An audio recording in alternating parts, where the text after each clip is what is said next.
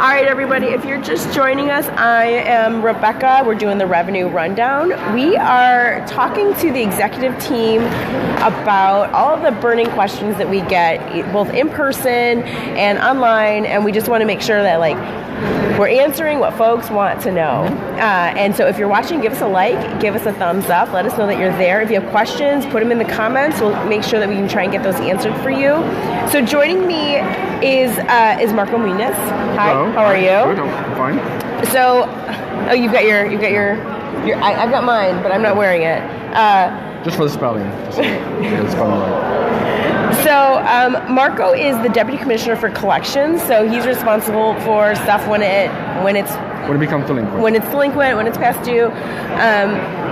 And we want to avoid actually getting to that step, but when it gets to that step, it's helpful that folks understand how the process works. And so we've got a couple of questions for you. Okay. One is, if a property is going through a sheriff's sale, can an owner still, like an owner,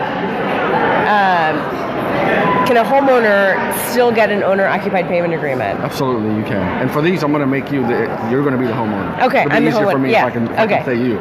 So if you're delinquent on your real estate account and you're a property owner and you reside and you live in the property, then you can apply for an OOPA, which is an owner-occupied payment agreement, and you can do that before you get into the sheriff's sale process, which is ideal. But even when you're in the sheriff's sale process, you can still request an OOPA. So even up to the actual day of the sale. Even up until the day of the sale, you can still get into a payment agreement and save your home, right? Yes, yes. Right. The goal is to get you to pay, to get into a payment agreement. That's the goal. And these are payment agreements, and we'll talk more about this, and we talk a lot about OOPA. We've done a ton of videos about it. This is a payment agreement that has no down payment and can be as low as $25 or less, depending on a person's circumstances. So it's really important, if someone's having trouble, don't wait for the sheriff's sale notice. Correct. Like, don't wait for for the day of that sale. Get into an agreement ahead of that. That's right. And so, okay, how would I get in? How do I do it then? How do I get into it? What you do is you have to apply for. You have to get the application. You can get the application either coming here to the Municipal Services Building or our 2 satellite offices. You can also get the application, and the application includes all the instructions on what you have to do. It tells you about the different tiers that you may qualify for based on your income. It tells you the document that you have to provide. You have to, in addition to owning the property or having a legal interest in the property, you have to show proof that you live in the property. Okay. That's usually a copy of your driver's license or passport, and an utility bill that shows the property and your name to show that you live there. And then you have to show proof of income, because there are different tiers based on your ability to pay. So then you fill all that out. Once you have it and it's completed, you bring it here. You can bring it in person to our office. You can mail it to us, or you could submit it via email to us. Okay, and that's a totally newly redesigned application. It's very easy to follow.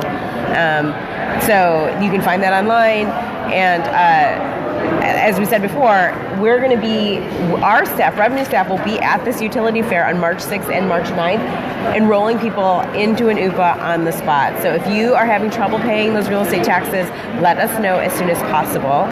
And one last question. Does the Department of Revenue contact delinquent property owners prior to starting the sheriff's sale process? Absolutely. And this goes back to the point that I was making before about we'd rather that you come in and pay or make an agreement sooner than later. The longer you wait, then you're going to have additional fees, additional costs. Okay. If your property has to go into sheriff's sale, we have to order a title search. That has to be paid. So the sooner you come in, the sooner you avoid some of those costs. So we do a few things to do outreach to let you know. We bill you every month. Again, I'm using you as the example. So we're going to send you a delinquent bill every month. In addition to that, if you go on our webpage, you can see all of if you owe for 16, 17, and 18, you can see the years that you owe. You can see the amounts. You can see the lien number that's associated. So you can see all that information. And then the other initiative that we do is we send you 2 special notices throughout the year, and we call them warning of risk of tax foreclosure. I actually have a copy here. Oh, okay. So I don't get the name right. It's warning of risk of tax foreclosure. So we send that along with your bill. We send you 2 of them. We send you one in the spring, and then we send you, if you still if you're still delinquent and you haven't made an agreement, we send you another one in the fall, and it tells you all the consequences of continuing to be, to not be in compliance. It also has an additional page that provides you with all your options for payment agreements, all the relief programs that are available to you, and all the organizations and all the organizations that can help you and provide you with additional information. And this is actually, this is a big program, and we talk about it a lot, but it's actually, a pretty small percentage of Philadelphia homeowners who use OOPA, like relative to the 96.1% who pay on time in the year that it's billed. So. But we just want to make sure that those folks who are having trouble are able to get the relief that they need. Right. And just really quickly, I want to make sure that we understand a lien is basically a legal name for a claim that we would have on your property. Right. So like if you're delinquent, the city puts a lien on the property, which says that if anything happens to this property, there's money that the city is owed, right? Before the property can be sold or disposed of in any other way. Right. And so it's important, and that doesn't just go away, right? Like, right. And I can give you an example. I'm going to use you again as the example. So let's say that you have, or it could be me, although I'm tax compliant. You're tax compliant. But hypothetically, so if I owe 17, 18, and then now I have the bill for 19, which I haven't paid yet. I did pay it. But what would happen is the 17 and 18 would already have a lien. The 19, if you don't pay by the end of a year, would have a lien placed on it at the beginning of 2020. Okay. So that's what would happen. And you can the lien is what allows the share sale process to begin. So right now, under that scenario, the 17 and 18 would be eligible to go to share sale. If I didn't know anything other than 19, at the end of the year, that would be eligible. And all that information is in that warning of risk of foreclosure. Right. We put that out there. We put all the the date that you have to be mindful of. We put that in there.